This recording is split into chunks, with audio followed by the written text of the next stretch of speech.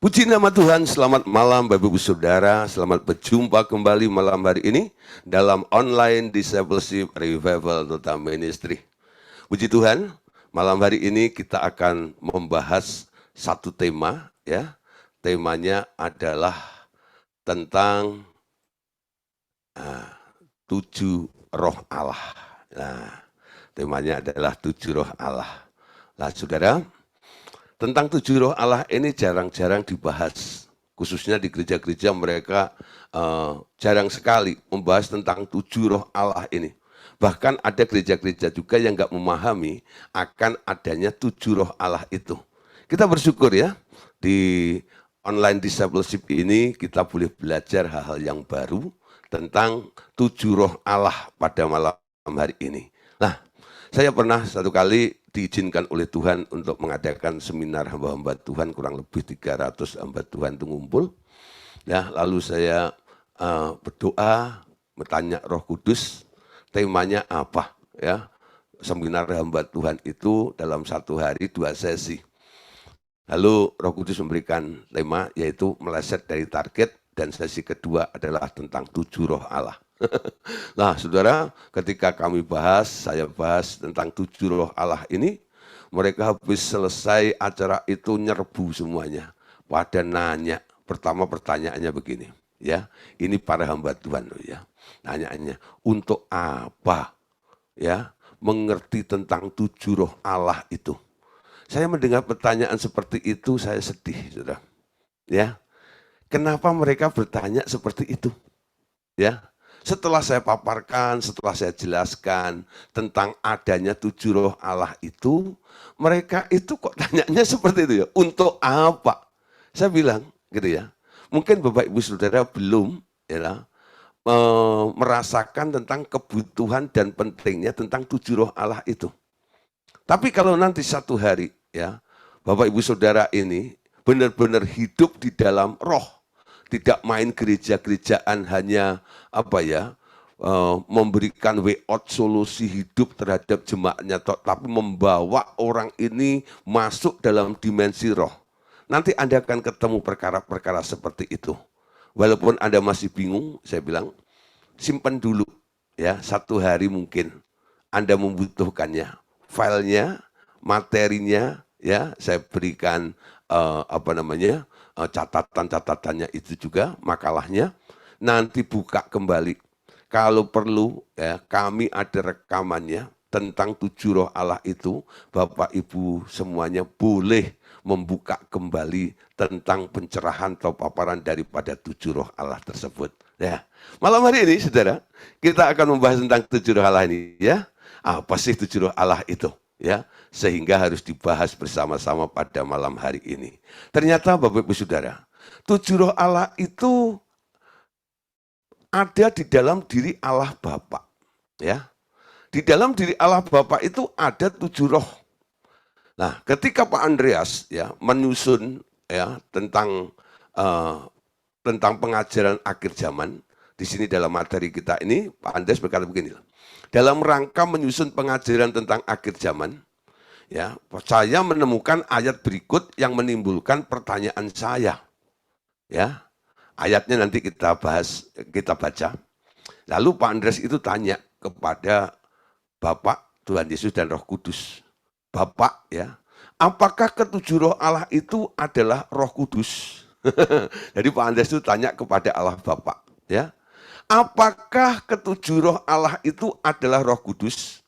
Dan ternyata ia menjawab begini, anakku, aku dari dahulu selalu bekerja dengan 7 roh milikku. Mereka adalah roh-roh yang keluar dari diriku sebagai duplikat dari diriku dalam pekerjaan yang kulakukan. Mereka selalu bekerja sama dengan aku, ya. Ketika aku melahirkan anakku, yaitu Tuhan Yesus, dan kemudian Roh Kudus keluar dari diriku, walaupun mereka bekerja sama dan tunduk di bawahku, aku masih harus melakukan sisa pekerjaanku sendiri. Karena itu, aku mengeluarkan lagi ke-7 roh yang membantu aku dalam pekerjaanku untuk mengontrol seluruh bumi. Itu yang membuat aku menjadi serba hadir atau omnipresent. Ketika mereka datang dan memberi laporan kepadaku, itu membuat ya, aku serba tahu dan aku menjadi omniscient, ya, serba tahu atau maha tahu. Jadi ada omnipresent dan ada omniscient. Lah, ayat apa sih yang dibaca oleh Pak Andreas itu? Ya, dibaca dari kitab Wahyu, Saudara. Wahyu 4 ayat 5.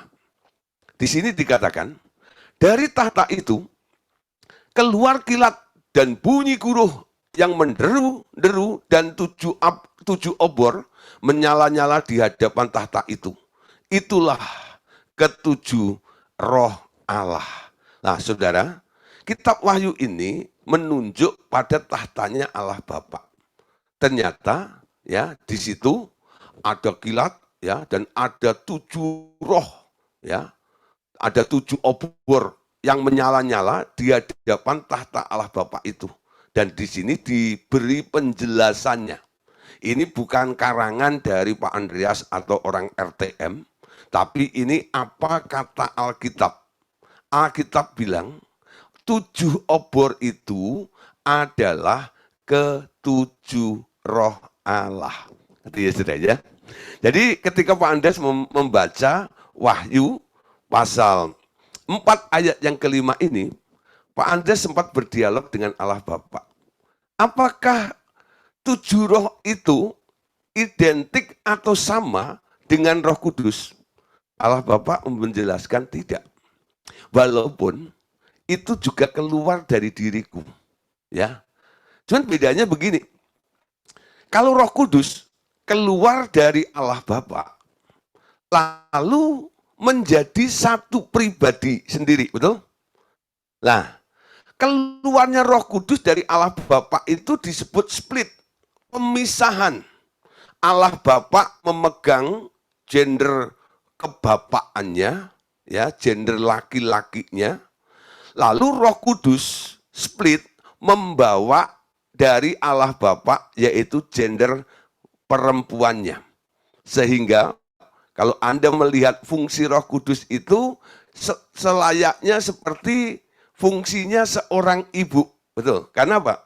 Roh Kudus itu keluar membawa sisi feminim daripada si Bapak itu, Allah Bapak itu. Sehingga Bapak hanya memegang gender daripada Bapak atau laki-lakinya. Ya. Nah, saudara, tujuh roh Allah yang keluar dari Bapak ini, dia tidak membentuk satu pribadi lagi sendiri. Dia mewakili, ya, dia menyatakan, menyatakan sesuatu, ya, yang ada di dalam Bapa itu. Jadi tujuh roh Allah itu mewakili. Kalau Anda melihat ya, mungkin selama ini mungkin Bapak Ibu Saudara pernah berkata kepada anak kita, jangan macam-macam ya. Mungkin mami, papi nggak lihat, tapi Tuhan lihat. Tuhan itu maha tahu. Mami nggak maha tahu, ya. Mami hanya bisa lihat kamu kalau ketemu, lihat diri kamu. Tapi kalau Tuhan ini, gitu, dimanapun juga, kamu tidak akan bisa bersembunyi di hadapan Allah karena Dia maha tahu. Lalu Anda ditanya sama anak, gitu ya, mah, pah, gitu. Maha tahu itu gimana sih maksudnya? Kok Allah itu bisa maha tahu itu gimana? Ya, banyak kita nggak bisa jawab ya. Cuma dibilang, ya pokoknya Allah itu nggak kayak kita. Kalau kita ini terbatas, Allah itu tak terbatas. Sehingga Dia maha tahu. Jawaban kita selalu begitu ya. Kita nggak bisa menjelaskan kepada orang-orang yang tanya tentang bagaimana mekanisme seseorang atau sebuah pribadi sehingga menjadi maha tahu. Ya, dari mempelajari tujuh roh Allah ini, kita bisa menjelaskan kepada orang-orang yang bertanya tentang bagaimana Dia disebut omnipresent, disebut omniscient. Bagaimana Dia maha hadir. Apa Apakah Allah Bapa itu keluyuran? Enggak, saudara. Allah Bapa sampai hari ini, dia tak pernah bergeser dari headquarternya. Dia tetap duduk di tempat, di tahta yang namanya, yaitu tempat yang tak terhampiri, terang yang tak terhampiri itu. Dia nggak pernah bergeser. Dia tetap duduk di sana itu. Nah, kalau dia muncul, ya, lalu orang merasakan kehadiran Bapak, gitu. Lalu Bapak bisa mengerti keadaan-keadaan di seluruh jagat raya ini, karena dari dalam Bapak ini keluar roh. Ya, salah satu daripada 7 roh itu melayang-layang, ya, lalu balik lagi memberitahu kepada Bapak tentang apa yang dilihatnya. Sehingga walaupun Bapak tidak kemana-mana, tetap ada di headquarternya, di tempat terang yang tak terhampiri itu, dia mengetahui apa saja. Karena apa? Roh, 7 roh itulah yang melalang buana untuk mencari tahu segala hal, segala perkara di jagat raya ini. Sehingga Allah Bapa hanya menerima laporannya saja. Ya. Nah, saudara, jadi 7 obor yang dilihat oleh Rasul Yohanes di depan tahta Allah Bapa itu ternyata bukan sekedar aksesoris atau sarana penerang. Kita tahu ya, di kerajaan Bapa itu nggak perlu ada lampu. Kalau kita belajar akhir zaman, di sana nggak perlu ada lampu. Karena Bapak sendiri jadi mataharinya, betul? Bapak sendiri yang terangnya luar biasa itu, nggak perlu, sekitarnya itu cukup mendapatkan terang dari Bapak itu. Kenapa di tengah-tengah terang yang tak terhampiri itu masih ada obor? Kan lucu sebenarnya ya. Coba kalau Anda siang-siang ini ya, terang benderang gitu ya, lalu Anda menyalakan lampu gitu ya. Orang bilang apa? Bu, gitu loh, itu nggak guna, itu malah pemborosan tahu, itu enggak. Kenapa? Lampu dinyalakan di tengah-tengah siang bolong, betul enggak ya? Di teras Anda, gitu ya. Itu kan lucu, betul enggak? Ya, lucu ya. Nah, kalau di tempat terang tak terhampiri, lalu di tengah-tengahnya, di depannya itu ada 7 obor, buat apa? Kalau orang menafsirkan, itu hanya sebagai penerang di tempat itu, salah. Ya, kenapa? Ya, dia nabrak dengan ayat yang lain yang mengatakan, di tempatnya Allah Bapa itu tak perlu ada terang. Betul? Jadi tak perlu ada lampu. Karena Bapak sendiri jadi lampunya. Dia cukup terang Bapak itu cukup menerangi ruangan di sekitarnya itu. Atau di daerahnya itu. Paham ya?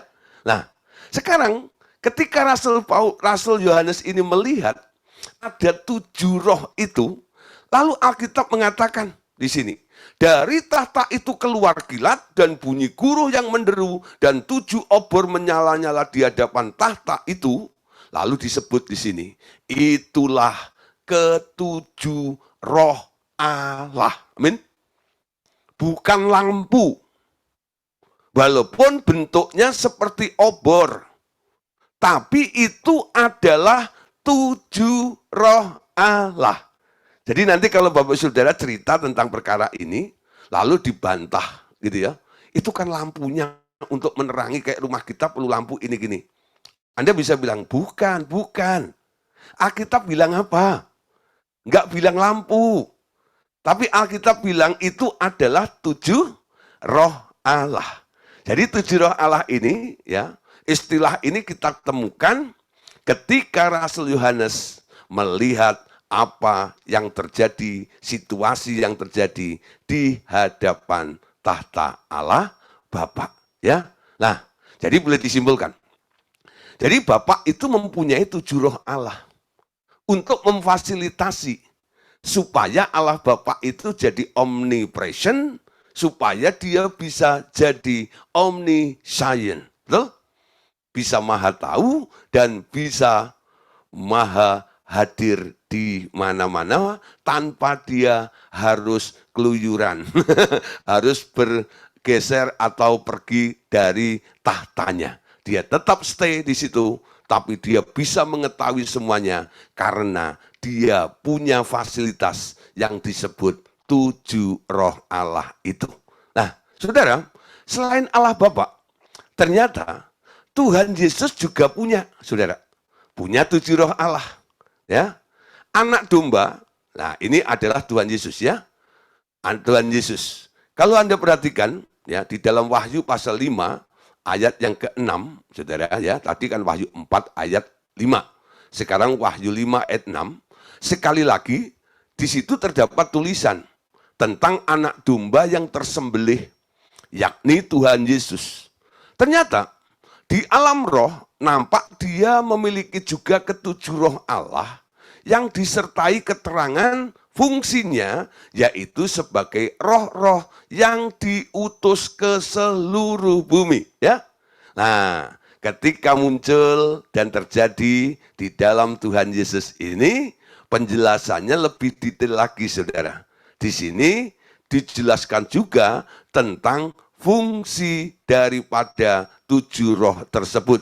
Mari kita baca Wahyu 5 ayat yang ke-6. Ya. Wahyu 5 ayat yang ke-6. Lalu aku melihat di tengah-tengah tahta dan keempat makhluk itu, dan di tengah-tengah tua-tua itu berdiri seekor anak domba seperti telah disembelih, bertanduk 7 dan bermata 7. Itulah ketujuh roh Allah yang diutus ke seluruh bumi, ya.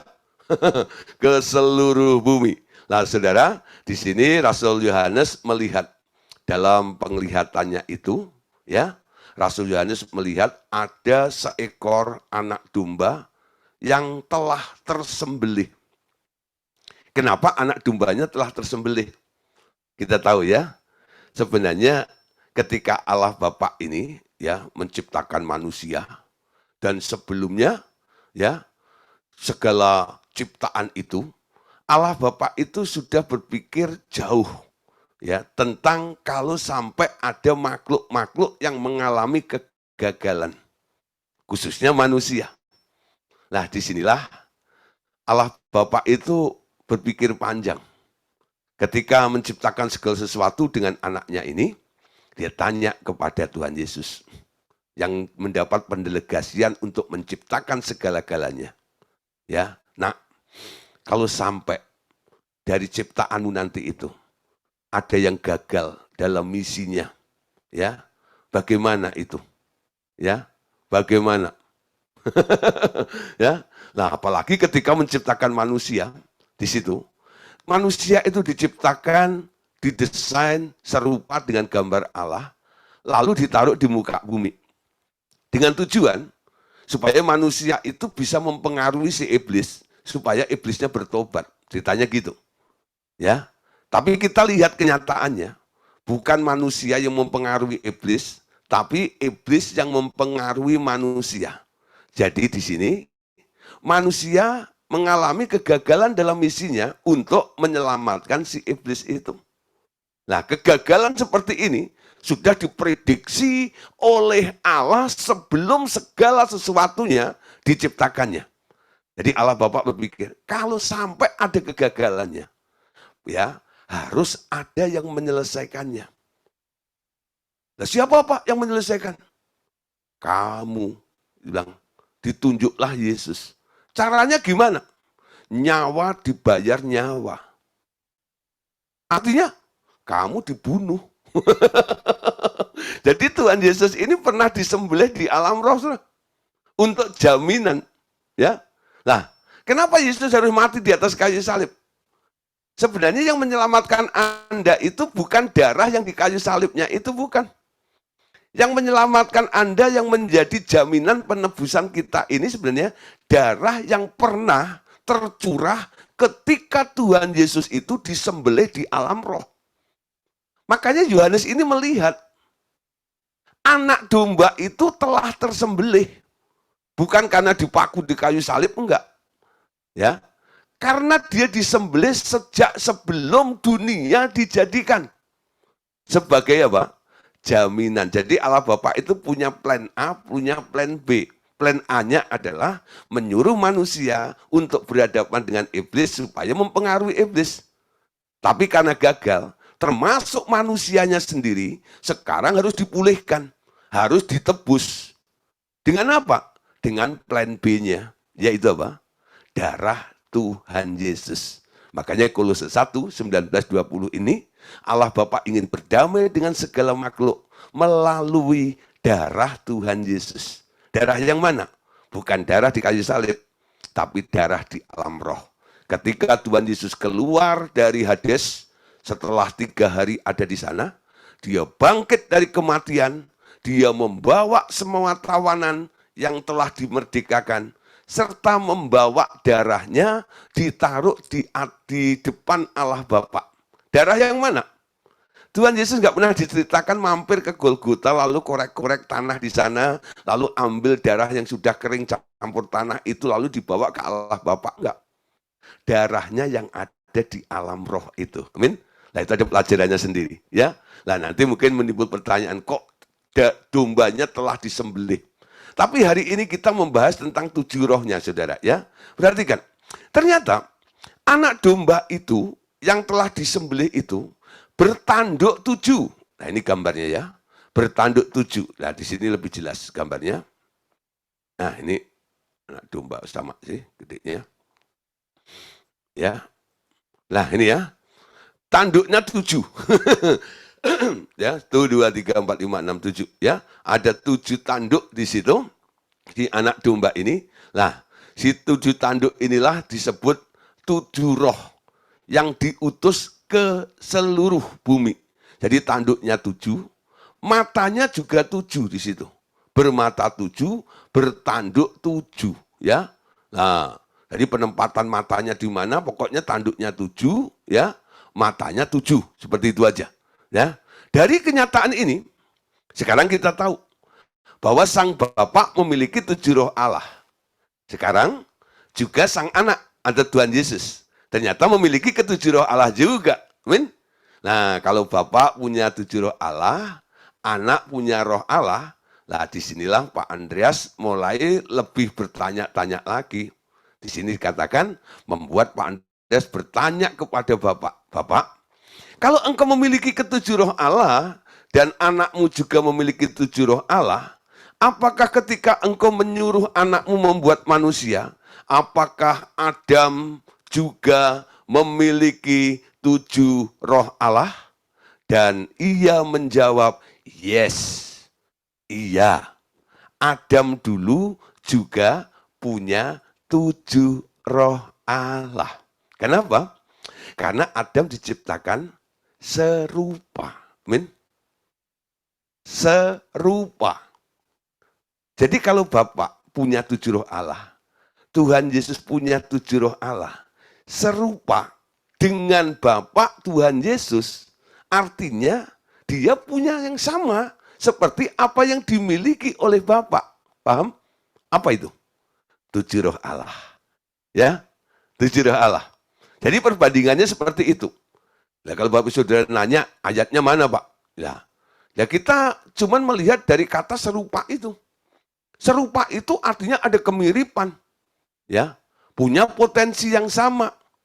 Punya sarana yang sama juga. Kalau nggak punya sarana yang sama, ya nggak bilang serupa, betul? Masih ada perbedaan. Jadi dibuat serupa, artinya memiliki 7 roh yang sama juga di dalam Adam itu. Nah, tapi saudara Anda lihat, banyak orang nggak menyadari bahwa di dalam dirinya ada 7 roh itu. Kenapa itu bisa terjadi? 7 roh itu tidak bisa dideteksi oleh manusia. Nah, kita lihat sejarahnya dulu ya. Tetapi ketika Adam dan Hawa melanggar peraturanku, ini kata Allah Bapa, dengan memakan buah pohon pengetahuan tentang hal baik dan jahat, mereka harus keluar dari Taman Eden. Dan dari 7 roh Allah itu, yang 3 segera saat itu juga ketika Adam memakan buah pengetahuan tentang hal baik dan jahat itu, Selain dia harus diusir dari Taman Eden, saat itu juga ya 7 roh ya dari 7 roh Allah itu yang 3 segera meninggalkan Adam. Maka keturunan Adam dan Hawa seterusnya hanya memiliki 4 roh Allah saja di dalam dirinya, ya. Nah, di kalangan para orang kejawen, ya, mereka mengenal istilah dulur papat limo pancer. Dulur papat limo pancer, ya. Ada kata 4. Pancernya itu dirinya sendiri, ya. Lah yang 4 itu apa? Nah, nanti saya jelaskan di belakang. Tapi sekarang kita akan melihat, kalau tadi dikatakan awalnya punya 7, gara-gara jatuh dalam dosa, ketidaktaatan dengan memakan buah pengetahuan tentang hal baik dan jahat itu, akhirnya dari 7 itu, yang 3 saat itu juga keluar. Dan sekarang hanya tinggal 4 yang ada di dalamnya. Nah, pertanyaannya sekarang, apa yang keluar dari Adam? Dan apa yang masih tinggal di dalam diri Adam? Kejadian 1 ayat 26. Perhatikan di sini ya. Kejadian 1 ayat 26. Berfirmanlah Allah, baiklah kita menjadikan manusia menurut gambar dan rupa kita, supaya mereka berkuasa atas ikan-ikan di laut dan burung-burung di udara dan atas ternak dan atas seluruh bumi dan atas segala binatang melata yang merayap di bumi. Ya, nah saudara, awalnya manusia ini dibuat oleh Allah itu kan desainnya seperti ini, menurut gambar dan rupa, seperti itu ya, komplit punya 7 roh Allah itu. Nah saudara, untuk melihat tentang 7 roh Allah itu, jenis-jenisnya, kita lihat dari apa yang ada di dalam Tuhan Yesus ya. Kenapa? Yang ada di manusia ini kan sekarang sudah sulit untuk dideteksi. Jadi yang bisa kita lihat, kalau Allah Bapa kan di tempat tak terhampiri. Nah, kalau Tuhan Yesus kan pernah turun ke dunia, dia menyatakan dirinya kepada kita. Jadi apa yang terjadi dalam Tuhan Yesus, itulah yang terjadi juga dulu kepada manusia sebelum manusia jatuh dalam dosa. Ya? Nah, Tuhan Yesus itu juga disebut sebagai tunggul Isai. Ya, Isai itu siapa? Isai itu bapaknya Daud. Ya.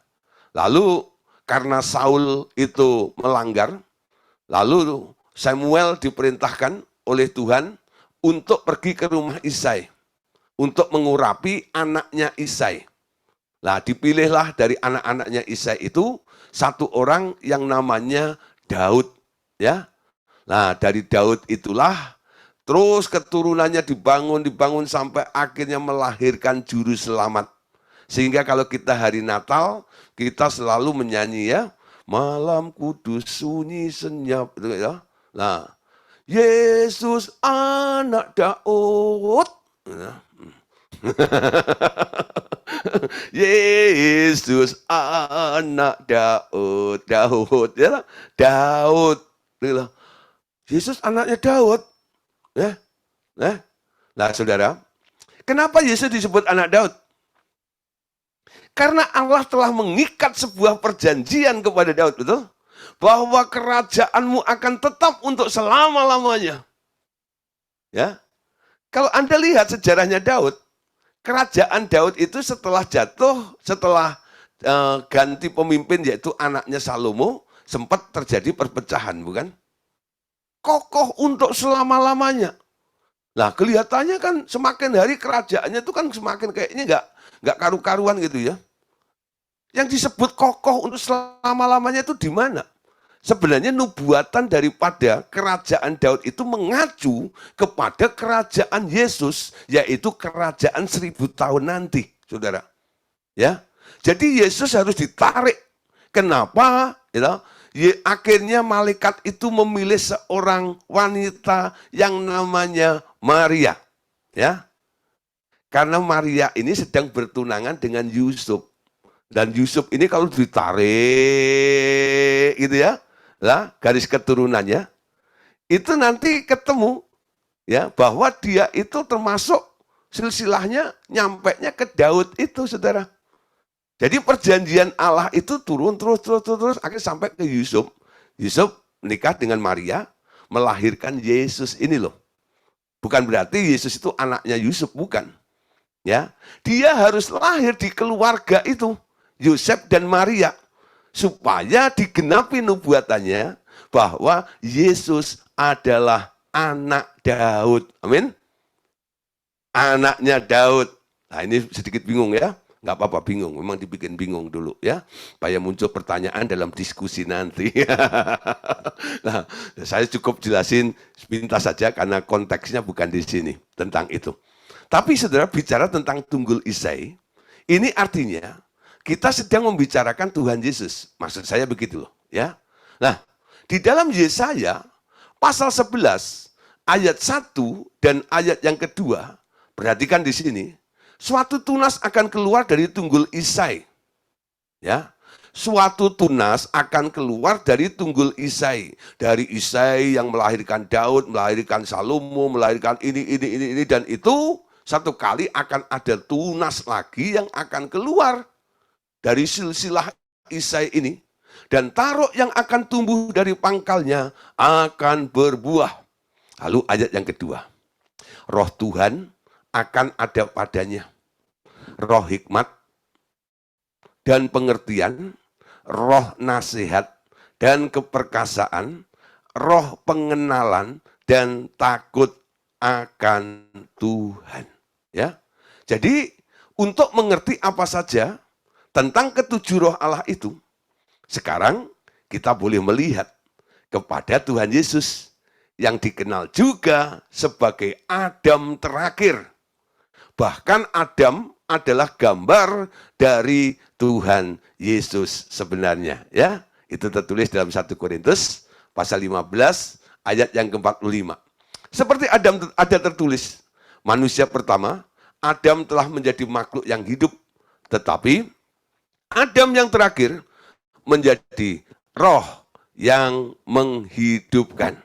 Tadi kalau dikatakan Adam itu adalah gambar daripada Tuhan Yesus, itu ditulis oleh Rasul Paulus dalam Roma 5 ayat ke-14.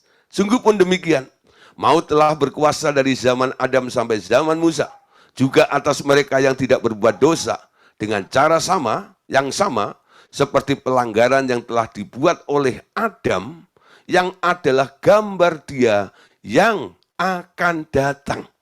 Jadi ketika Allah membuat Adam itu disebut gambarnya itu, gambar siapa sih sebenarnya?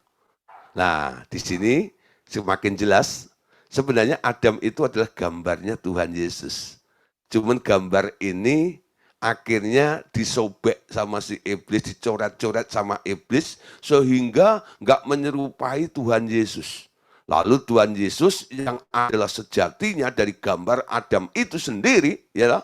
Nah, akhirnya dia turun untuk menunjukkan dirinya lebih jelas lagi, ya. Nah, di sini jelas sekali, saudara, bahwa ya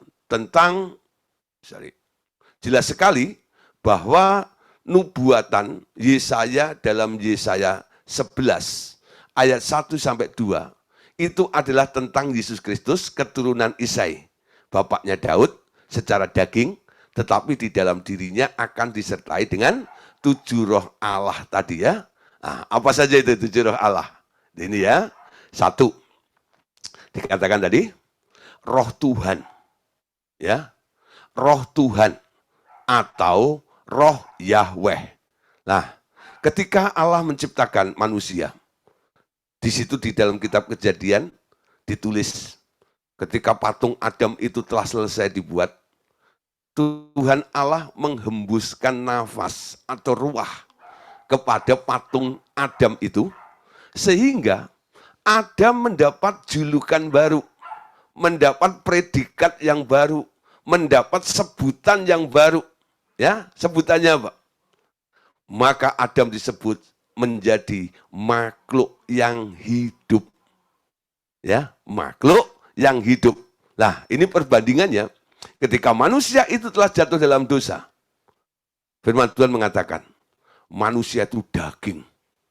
Hidupnya hanya 120 tahun saja. tidak disebut lagi sebagai makhluk yang hidup. Kenapa Adam disebut makhluk yang hidup? Karena ketika itu Tuhan Allah share life, ya. Roh Yahweh atau roh Yehova itu masuk ke dalam diri manusia, ya. Bedakan Tuhan Yesusnya sama roh Kristusnya. Jadi kalau Anda membaca kitab yang ditulis oleh Paulus, ya, tulisan Paulus, nanti di situ akan banyak ada tulisan, ya. Roh Kristus, Kristus, Yesus, itu gitu, Yesus Kristus. Kenapa mesti dibolak-balik seperti itu? Karena itu merupakan hal yang berbeda, saudara. Antara Yesus Kristus, Kristus Yesus, ya, Roh Yesus, itu hal yang berbeda. Sehingga Paulus harus menyebutnya lebih detail di situ itu. Nah, malam hari ini tentang 7 roh Allah ini yang pertama yang ada di dalam diri Tuhan Yesus. Di dalam diri Tuhan Yesus itu ada yang namanya roh Tuhan atau roh Yahweh. Ini ada di dalam Yesus loh, ya. Jadi di dalam Tuhan Yesus itu ada roh Yehova. Lalu yang kedua, ada roh hikmat. Yang ketiga, ada roh pengertian. Yang keempat, ada roh nasihat. Dan yang kelima, ada roh keperkasaan. Yang keenam, ada roh pengenalan. Dan roh takut akan Tuhan. Ya, ada berapa? Ada 7, ya. Roh Tuhan, roh hikmat, roh pengertian, roh nasihat, roh keperkasaan, roh pengenalan, dan roh takut akan Tuhan. Ya, nah, saudara, nah, Adam dulu juga punya ketujuh roh Allah itu. Tetapi ketika Adam diusir dari Taman Eden, tiga roh itu telah meninggalkan Adam saat itu juga. Yakni yang meninggalkan Adam adalah satu dari 3 roh itu, roh Tuhan pertama. Ya, Alkitab mengatakan, rohku tidak akan tinggal selama-lamanya di dalam manusia itu, karena manusia itu daging, umurnya 120 tahun saja. Ya, jadi ketika manusia jadi daging, kedagingan itu, disitulah roh Tuhan undur keluar dari Adam. Ya, lalu yang kedua, roh pengenalan akan Tuhan. Dan yang ketiga, roh takut akan Tuhan. Jadi, dengan kehilangan 3 roh Allah itu, sekarang manusia menjadi merosot, menjadi manusia yang kedagingan. Tidak heran, saudara, di dunia ini ada manusia-manusia yang tidak mengenal Tuhan. Di dunia ini ada manusia-manusia yang tidak takut akan Tuhan. Dan semuanya cenderung untuk menjadi manusia daging saja. Ya, menjadi manusia daging saja. Jadi sekarang kita bisa mengerti 3 roh yang meninggalkan Adam itu apa saja. Yang pertama, roh Tuhan itu sendiri. Roh Yehova itu meninggalkan Adam. Sehingga Adam itu sekarang tidak ada roh Tuhan di dalam dirinya. Kapan manusia itu mulai kembali ada roh Tuhan di dalam dirinya? Ketika dia merespon Wahyu 3 ayat 20, betul? Yesus mengetuk pintu hati, lalu orang itu membukakan hati, lalu Yesus masuk ke dalam hatinya. Nah, disitulah yang masuk siapa? Bukan Tuhan Yesusnya, tapi roh Yesusnya itu yang masuk. Karena apa? Dia diundang masuk di dalam dirinya. Nah, disitulah orang itu kemasukan lagi roh Yahweh di dalam dirinya tersebut. Nah, yang pertama, yang hilang dari Adam adalah roh Tuhan. Yang kedua, saudara, tadi dikatakan roh pengenalan akan Tuhan. Manusia yang telah cenderung hidup di dalam daging itu, ya, kecenderungannya bukan mau mengenal Tuhan. Bukan mencari Tuhan. Kalau toh mencari Tuhan itu kalau sudah nggak berdaya. sudah habis-habisan. Ya, betul. Satu hari, saudara, ada seseorang telepon sama saya, Pak Gideon, tolong bantu dalam doa. Saya mau ke Pineng, ngapain? Ya, mau operasi, ya, memang ada cancer. Nah, lalu saya bilang begini, karena dia murid yang sudah dekat dengan saya, ya saya bilang gini, ya selama masih duit silahkanlah pergi ke sana. Gitu. Biasanya orang itu kalau udah bokek itu nggak punya duit, nggak bisa pergi ke sana, dia baru, ya lah, kemanakah aku harus pergi, gitu, ya. Akhirnya tok-tok, wow, gitu, Pak Gideon, gitu, bengkel kapan dibuka? Gitu. Bengkel kapan dibuka? Gitu. Kenapa? Gitu. Mau didoain, gitu, ya. Minta dithinking. Tolong Pak, macam gitu ya. Nah, terus ke saya konseling gitu kadang-kadang ya. Kadang-kadang saya kalau konseling berapa orang itu agak lama. Karena saya kadang-kadang saya ajak ngobrol dulu gitu ya. Saya harus tahu apa yang pernah terjadi, dialami gitu ya. Jadi nggak sekedar hanya mendoakan saja. Nah, dari situ kadang-kadang saya menggali banyak hal. Apa yang terjadi, saudara? Dia mulai, Pak, saya ini selama ini sudah berupaya, berusaha cari pertolongan sana sini ini sampai Pak untuk cari pertolongan itu sudah jual ini jual itu, punya utang ini utang itu. Tapi Pak, sampai hari ini tidak ada tanda-tanda kebaikan di dalam diri saya. Dan saya baru sadar Pak, bahwa hanya Tuhan Pak kiranya. Dalam hati saya itu, iya udah jadi kere gitu ya.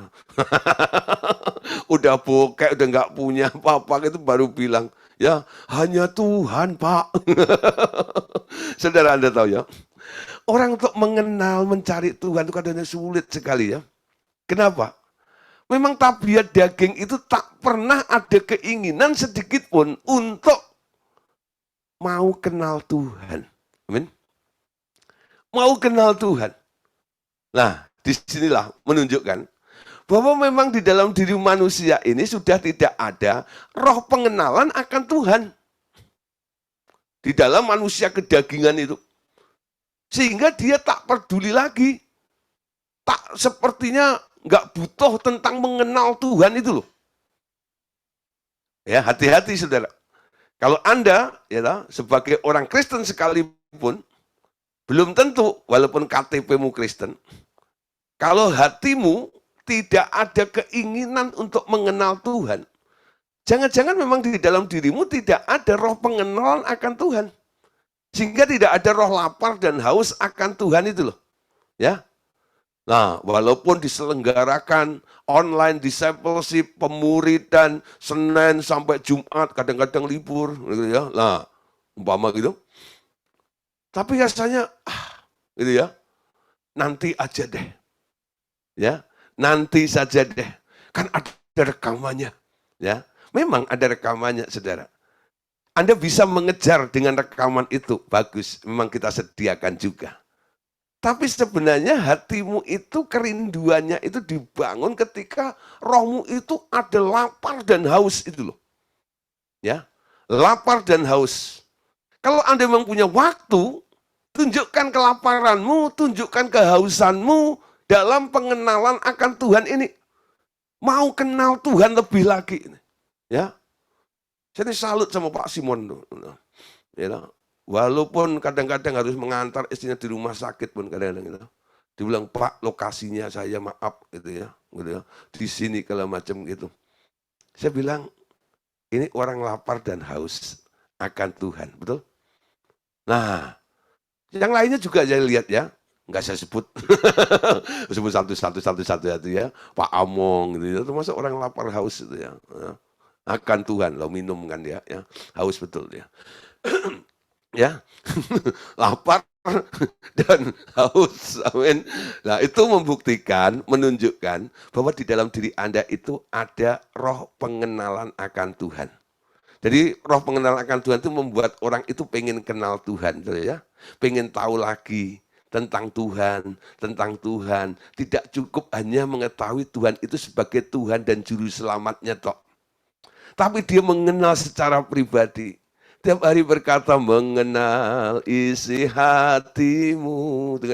Sampai tahu, pengen tahu tentang hatinya Tuhan. Ya, itu menunjukkan bahwa dalam diri Anda itu ada roh pengenalan akan Tuhan.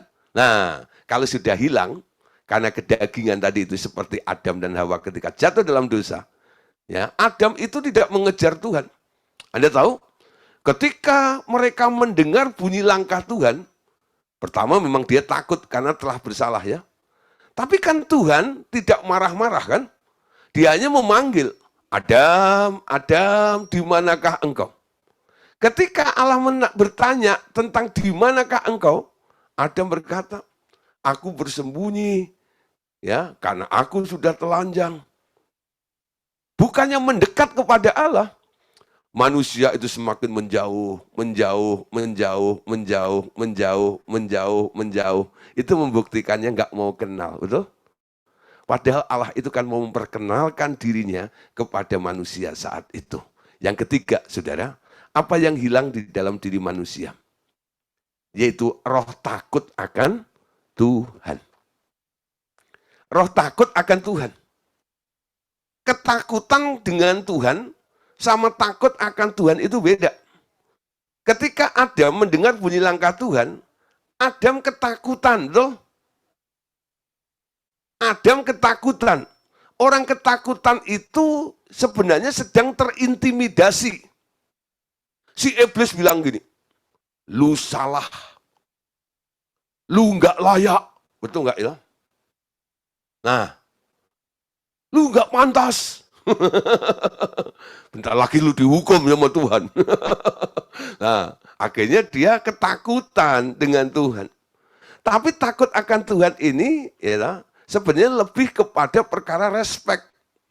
Ya, punya rasa hormat dengan Tuhan.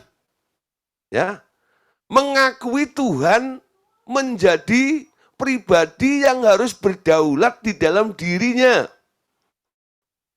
Itu ciri daripada orang yang punya roh takut akan Tuhan. Mau dipimpin oleh Tuhan. Amin. Orang yang punya roh takut akan Tuhan itu, cirinya adalah mau nurut sama Tuhan. Ya, nurut perintahnya, bukan ketakutan. Ya, di sini dia mau didisiplin, mau diarahkan untuk kepada hal yang benar, supaya dia menjadi benar di dalam Tuhan itu. Nah, dampak daripada kehilangan tiga roh itu, tadi dikatakan di sini. Ya, jadi dengan kehilangan tiga roh itu, roh Allah itu, manusia merosot menjadi manusia kedagingan. Ya, jadi tidak heran di dunia ini ada manusia-manusia yang tidak mengenal Tuhan, tidak takut akan Tuhan, dan semuanya menjadi manusia daging saja. Kejadian 6 ayat 3. Perhatikan. Ya. Berfirmanlah Tuhan, rohku tidak akan tinggal selama-lamanya, tinggal di dalam manusia. Karena manusia itu adalah daging, tetapi umurnya akan 120 tahun saja. Ya. Ini keluarnya roh ini, ayatnya boleh Anda catat. Kejadian 6 ayat yang ketiga. Ya. Di sini menunjukkan bahwa manusia itu akhirnya kehilangan daripada tiga roh yang sebenarnya awalnya ada di dalam diri manusia itu. Nah, yang ada di dalam diri manusia itu sekarang tinggal 4 ya. Tadi kalau yang hilang itu roh Tuhan, ya, roh pengenalan dan roh takut akan Tuhan. Sekarang yang tersisa itu tinggal ini, roh hikmat, roh pengertian, dan ya roh nasihat, dan roh keperkasaan. Jadi dalam diri manusia ini yang sering disebut sebagai dulur papat itu. Roh hikmat, roh pengertian, roh nasihat, dan keperkasaan. Namun saudara, kalau dulu pada waktu manusia ini masih punya 7 roh Allah di dalam dirinya komplit, ya, Hikmatnya dulu adalah hikmatnya Allah. Pengertiannya itu juga pengertian Allah. Allah menjelaskan, Allah memberitahu kepada manusia tentang banyak hal, tentang banyak perkara. Ya, nah, roh nasihatnya itu juga dari Allah dulu. Ya, roh keperkasaannya kalau dia bisa seperti Adam ini, ya untuk menguasai bumi, merawat Taman Eden itu, keperkasaannya dari mana? Keperkasaannya dari Allah juga. Tapi karena manusia ini sudah kehilangan roh Allah di dalam dirinya dan cenderung kepada keinginan daging itu, empat roh itu pun lama-lama mengalami kemerosotan. Sekarang walaupun di dunia ini banyak orang pintar, ya, orang berhikmat, tapi Alkitab mengatakan bahwa hikmat punyanya manusia itu disebut hikmat dunia, betul? Hikmat dunia, bukan hikmatnya Allah. Ketika orang lahir baru, mereka punya hikmatnya Allah atau hikmat surga. Ya. Jadi Paulus pernah berkata, yang bodoh di hadapan Allah akan mempermalukan yang paling berhikmat di dunia ini. Hikmat orang dunia ini disebut hikmat di bawah kolong langit. Di bawah langit. Ya. Kemarin ada yang dilayani, saya layani. Ya, ibu ini bawa anaknya. Halo, anaknya minta didoain juga. Ya, lalu saya bilang, didoain apa? Ya, supaya cita-cita saya berhasil. Ya, cita-citamu apa?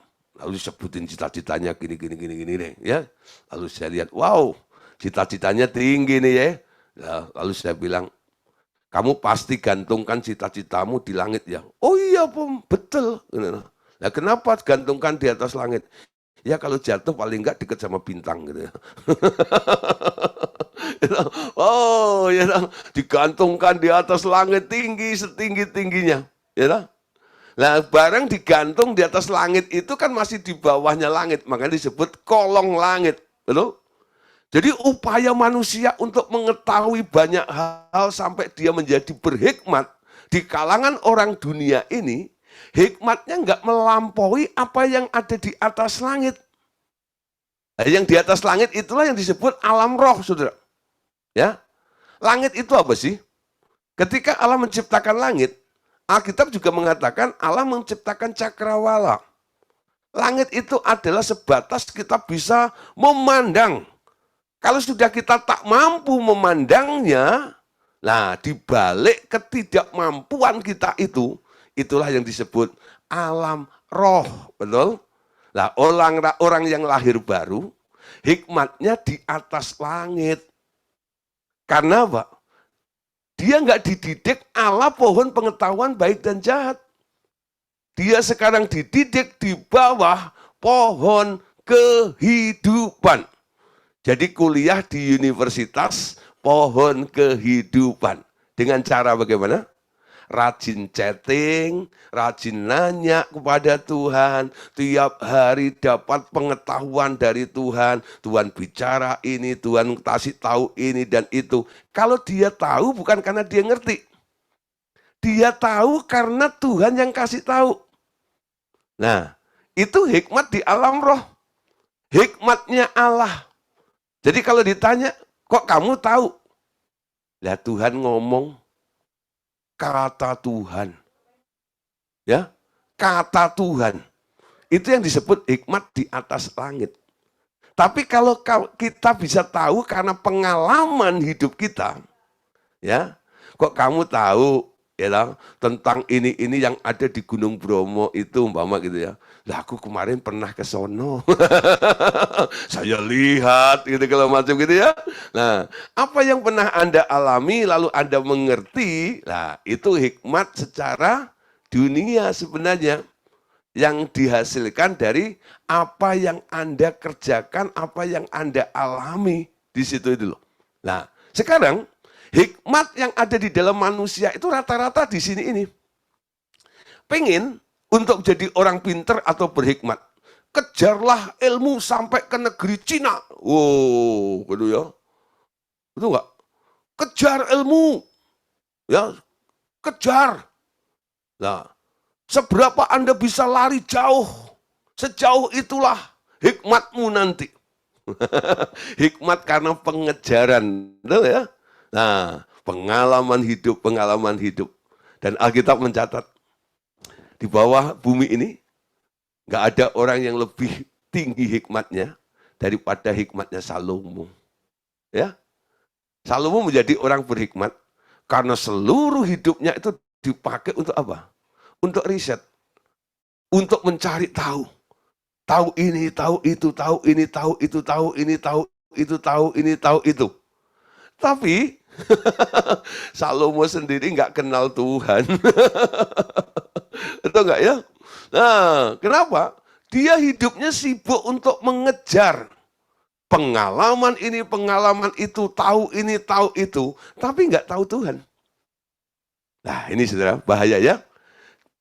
Orang yang kedagingan, yang sudah kehilangan 7 roh Allah ini, cirinya salah satu adalah, walaupun dia masih punya hikmat, sekarang hikmat yang bekerja di dalam dirinya, bukan hikmat Allah, tapi hikmat duniawi.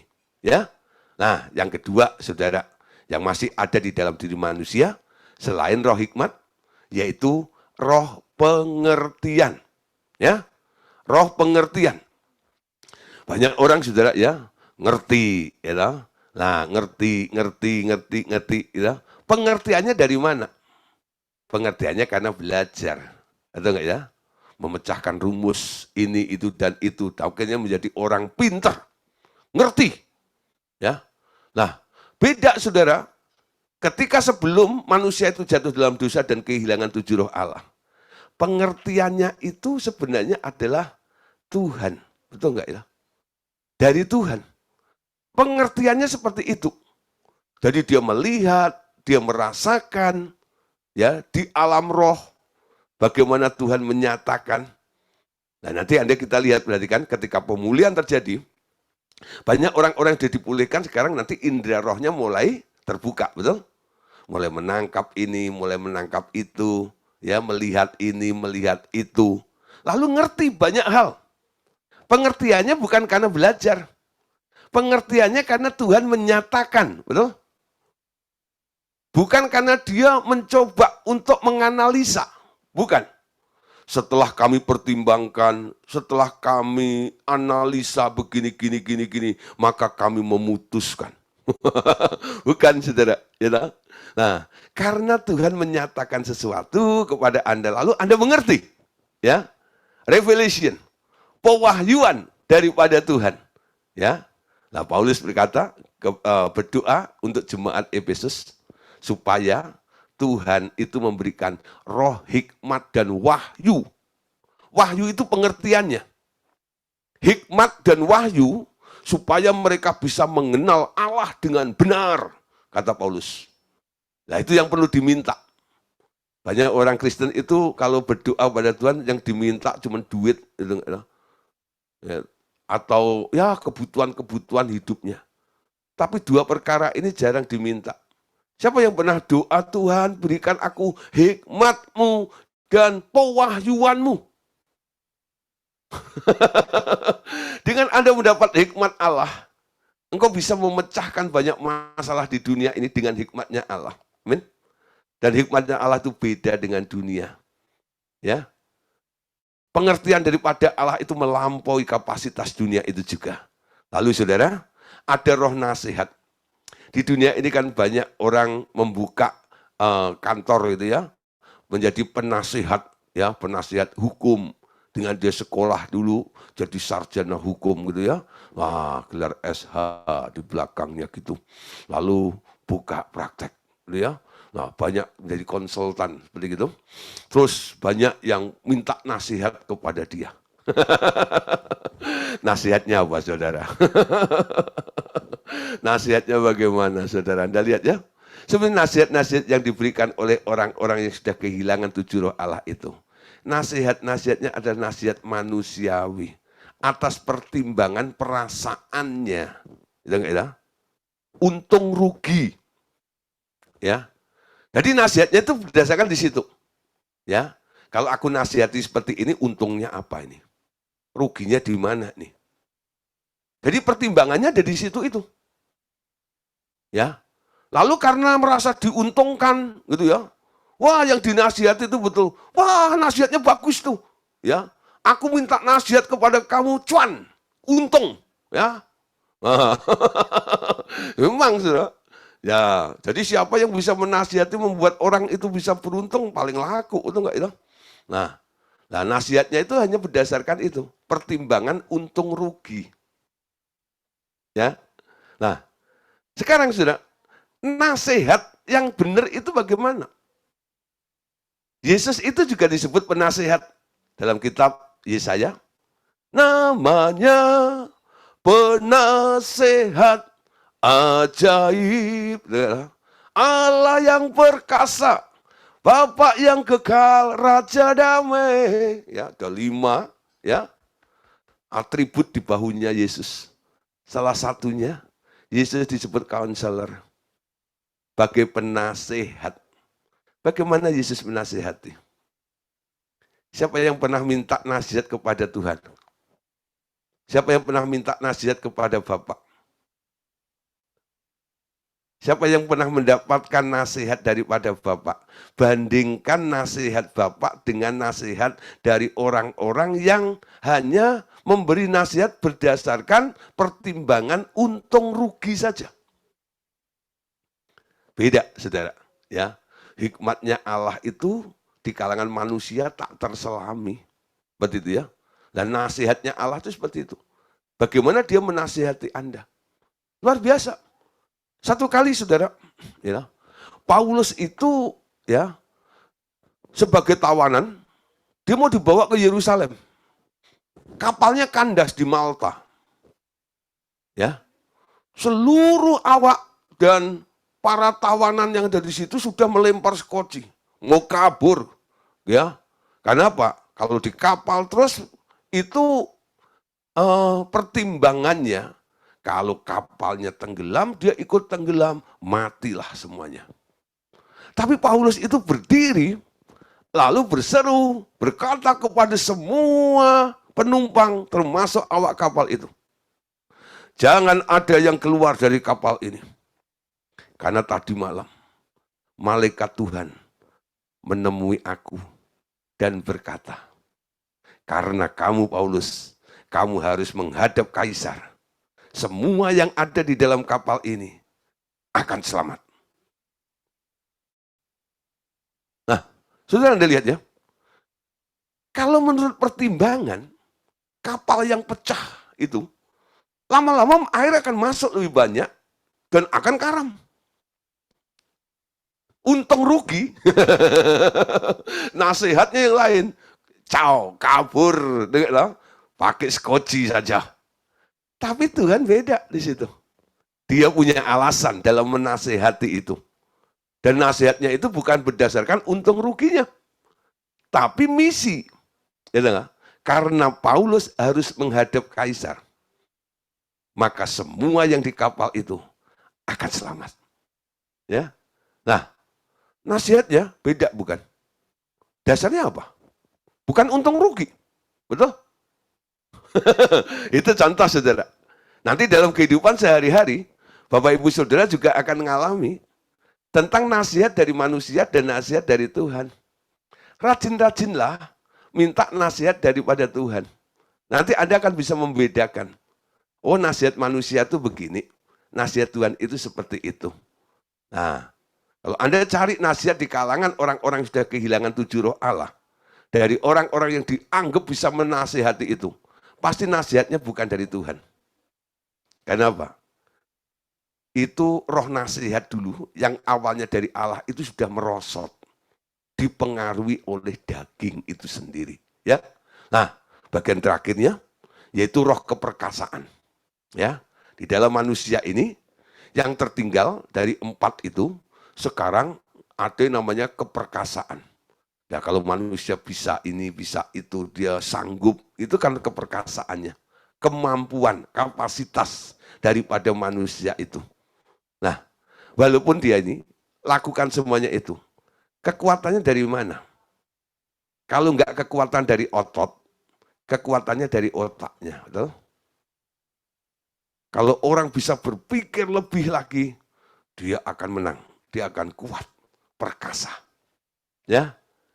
Nah, kalau aku bekerja lebih lagi, kuat di sini, aku akan menang di situ juga. Jadi keperkasaannya karena ototnya. Ya. Nah, itu bagian tubuhnya, fisiknya, materinya. Nah, secara jiwanya itu bisa dibentuk dia menjadi kuat. Karena apa? Mendevelop otaknya itu. Ya. Kekuatan berpikir. Kekuatan berpikir. Nah, nanti akan saya jelaskan tentang kekuatan berpikir, kekuatan jiwa daripada manusia itu. Paling tidak, Bapak Saudara, malam hari ini kita bisa memahami tentang 7 roh Allah. Jadi kesimpulannya, sebenarnya tentang 7 roh Allah itu, yang pertama, bukan Roh Kudus. 7 roh Allah itu bukan Roh Kudus, beda dengan Roh Kudus. Walaupun sama-sama keluar dari Allah Bapa. Ya, dilihat oleh Rasul Yohanes di hadapan tahta Allah Bapa itu ada 7 obor, yaitu 7 roh Allah, bukan lampu. Betul? Tapi 7 roh Allah. Bukan lampu untuk menerangi ruangan itu, tidak. Itu fasilitasnya Allah untuk bisa menjadi omnipresent dan menjadi omniscient, ya, menjadi maha hadir dan menjadi maha tahu. Dan ternyata di dalam Tuhan Yesus pun ada 7 roh Allah itu. Dulu manusia ketika diciptakan pertama kali sebelum jatuh dalam dosa, Adam dulu juga punya 7 roh Allah. Ketika manusia jatuh dalam dosa, 3 roh Allah keluar saat itu juga. Roh Allah sendiri atau roh Yahweh itu, roh pengenalan akan Tuhan dan roh takut akan Tuhan. Yang tertinggal hanya 4, yaitu roh hikmat, roh pengertian, roh nasihat, dan roh keperkasaan. Tapi kualitas daripada 4 yang tertinggal itu semakin hari semakin merosot karena dibina, dimanfaatkan oleh daging dan keinginannya. Oke? Oke, saudara. Jadi malam hari ini kita sampai di sini dulu. Besok kita akan lanjutkan, ya, tentang fungsi daripada 7 roh itu. Ya, di dalam kehidupan kita apa? Tubuh kita ini kan baitnya Allah, ya. Nah, saya beri prolognya sedikit. Di dalam bait Allah itu ada 3 ruangan, ruang halaman, ruang kudus, dan ruang maha kudus. Di ruang kudus itu ada satu perkakas yang namanya menorah atau kaki dian atau pelita, ya, atau pelita. Nah, pelita itu digambar di situ, ya, dibuat, didesain di dalam ruang kudus itu punya 7 corot. 7 corot. Siapakah bait Allah? Kita ini bait Allah. Di dalam ruang kudus kita ada 7 roh Allah atau kaki dian tersebut. Pengen lebih jelasnya, besok ikutin, ya, kelanjutannya. Tuhan Yesus memberkati kita semuanya. Amin, ya. Oke.